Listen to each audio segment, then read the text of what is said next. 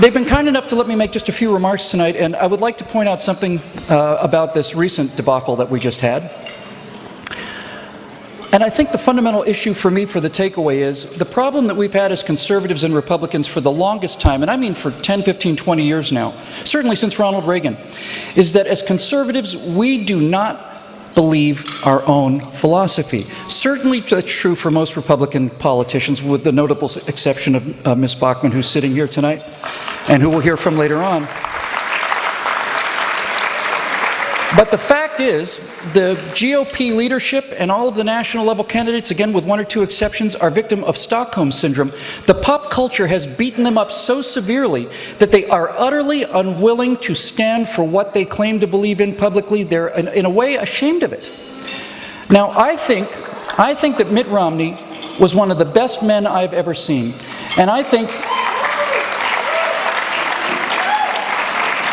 you could make a compelling case that as an individual man, Mitt Romney may have had the finest moral character of any candidacy for the president, going back to George Washington, a remarkably decent and good man, remarkably, astonishingly. And every week I got to know him better, I liked him better and better and better and better and better. But on some level, one of the problems we have is that on some level, Mitt Romney didn't even believe his own life story. Again, I do not wish to criticize him, I admire him enormously.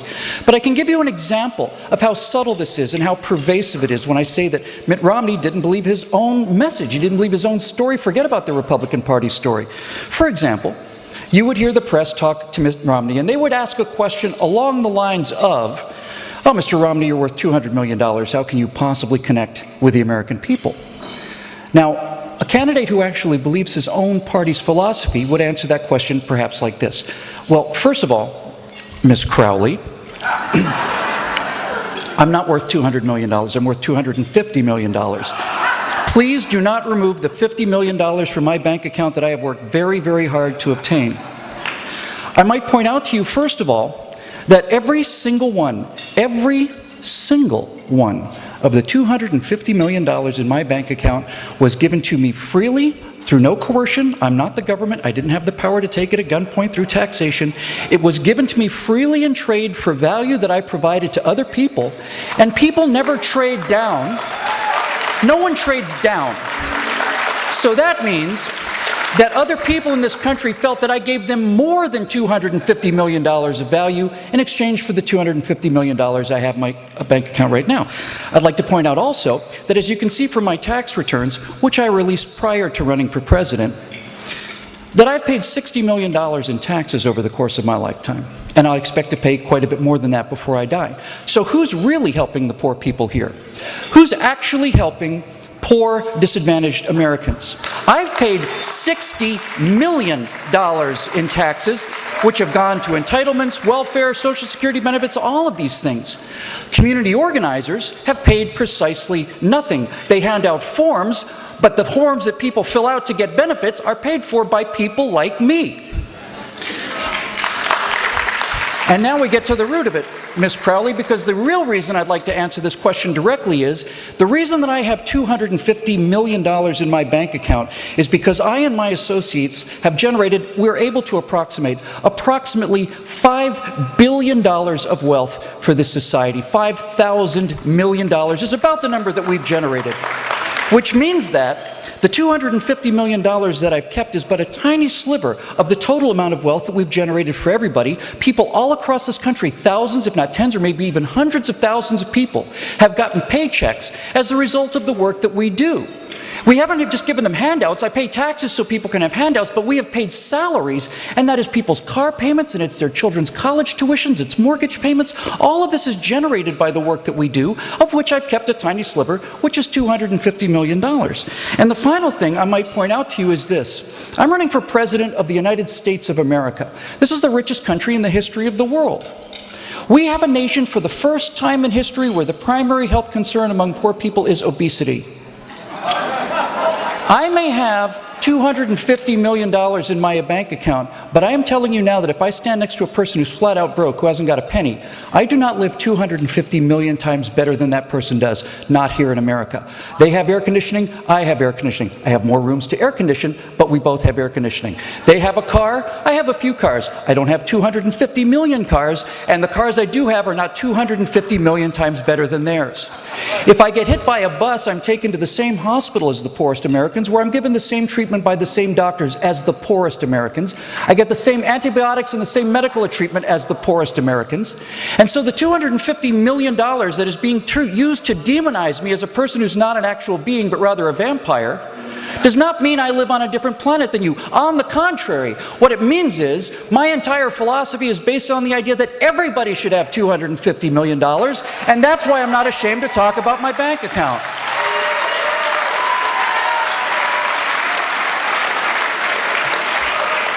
And you can hear it again and again and again and again. Mr. Romney, you have $40 million in your assets overseas, in overseas accounts. Would you like to explain that to the American people? I'd be delighted to explain it to the American people. I'm a money manager. My job is to put my money in the smartest place on earth. So, I have $40 million in overseas accounts, including Switzerland and the Cayman Islands. And rather than talking about whether or not I have money overseas, why don't we talk about why I have my money overseas? Why don't we talk about the fact that the United States of America has the 40th highest corporate tax rate, where we used to be the lowest tax rate in the world, now we're number 40?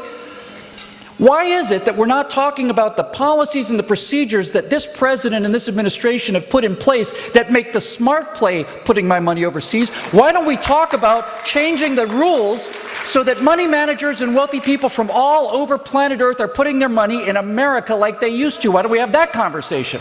No.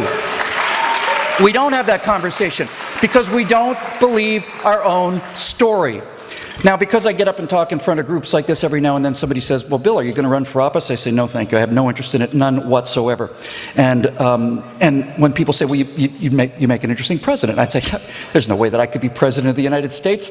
I have no military experience. I've never run a business, for God's sakes. I mean, who could possibly clear that bar? The great thing about President Obama is he's actually left the presidential bar on the floor. Anyone can walk over that bar now. If Barack Obama can be president of the United States, literally anybody in the planet can be president of the United States. But just to tell you, I tell people, listen, I'm temperamentally not suited to be president. And I'm about to prove it to you.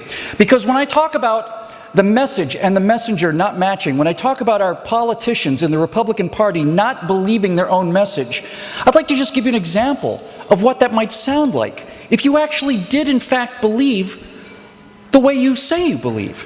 President Whittle, please tell us about the events that occurred around the consulate in Benghazi over the last week. What were you doing when you heard the news, and what did you do after that?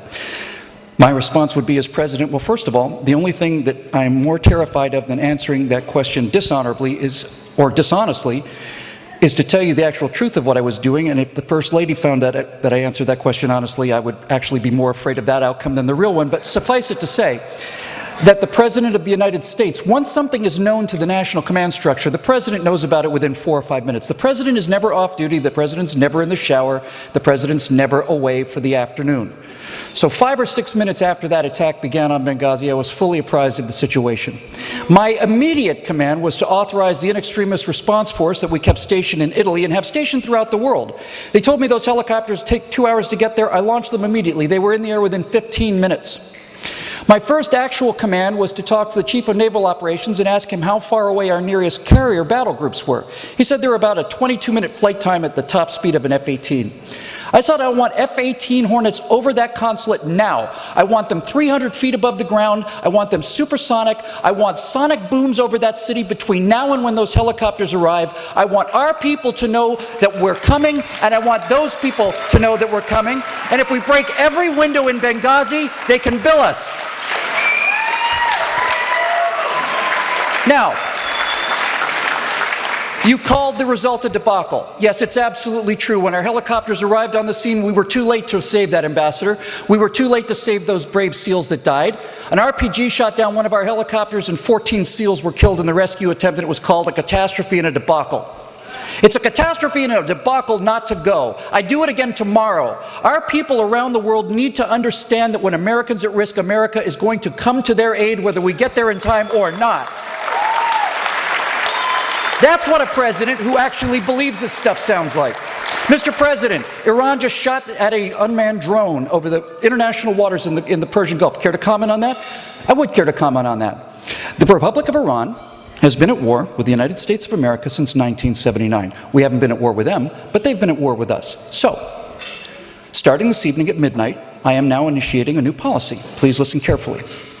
Of the 4,000 people we lost in Iraq, many of those men and women, most of those brave men and women, were killed by improvised explosive devices that were either planned by, designed by, supplied by, detonated by, constructed by Iran. So, as of midnight tonight, the next time that an American serviceman is killed, the Republic, which we can trace conclusively to Iranian involvement, well, the next time an American serviceman is killed, the Republic of Iran will lose an installation. It may be an army barracks, it might be a patrol boat, it might be an anti-aircraft installation, but they will lose an installation. And for every American that's killed, they'll lose another installation. And if the Republic of Iran launches a terrorist attack upon American citizens, they will lose all of their installations. I will wipe their military off the face of the earth within 48 hours and leave them naked to their enemies for 500 years, because we can. Because we can. My job as president is to defend our servicemen. I wasn't handed 14 carrier battle groups by the American people so that I could hold them in reserve against some day. That day is here now. We welcome the people of Iran back into the world, the ancient civilization, marvelous, magnificent, cultured people who deserve a lot better than what we've got. And when I say they're going to lose an installation, I'm including the general headquarters of the army, so you generals in Iran might want to keep this consideration foremost in your mind. This is what it sounds like when you actually believe in the civilization that you claim to represent. This is what it sounds like when you believe that civilization is worth preserving.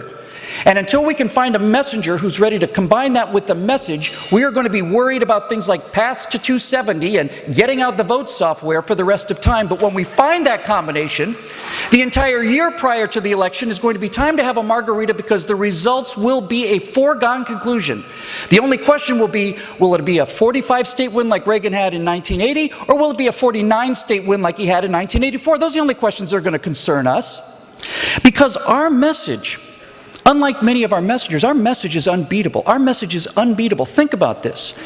The Democrats and the liberals, with the entire bias of all of the news media, with all of the movie stars that came out, with all of the press that they got and then didn't get, with the media throwing their cloak of invisibility, a 30-point poll advantage on Benghazi and all this other stuff, with every single thing that they're doing right, and they're doing everything right. They're doing everything right. And then you look at all the things we do wrong, it's still a 50-50 country. It still is. How little do we have to do effectively? How little do we actually have to do right so that we never lose another election again, ever? Ever. It's astonishing to me that we can be so bad at so much and they can be so good at everything.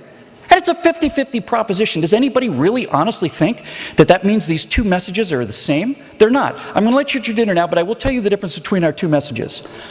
The conservative idea of America is that we're a nation of steely-eyed missile men with our eyes on a far horizon. The future is unlimited. There's nothing we can do or not do. We have the power to vaporize a building anywhere in the world at our leisure. We have footprints on a flag on the moon. We believe in the power of the human mind and human creativity, human inventiveness, hard work, imagination. We believe that everyone should live like they have $250 million. We believe it's time for you to step off, get out of our face, don't tell us what to do. You have a right to live the way you want to in America. That's our message. And what's their message? What is their vision for humanity's future on this progressive left we find ourselves against? Their vision of a future for America is a bunch of people sitting around in thatch huts, sitting around a burning cow pie, pulling parasites off of each other, eating their sustainable algae cakes, and having, organic bake sales to raise money for the Guatemalan water snake. Are you actually telling me that these two visions are equivalent? Of course they're not. Of course they're not.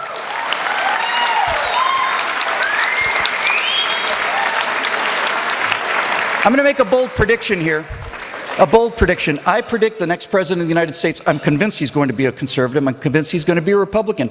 But I'm going to go against expectation here and tell you that I think the next president of the United States is going to come from the pop culture, from the general culture.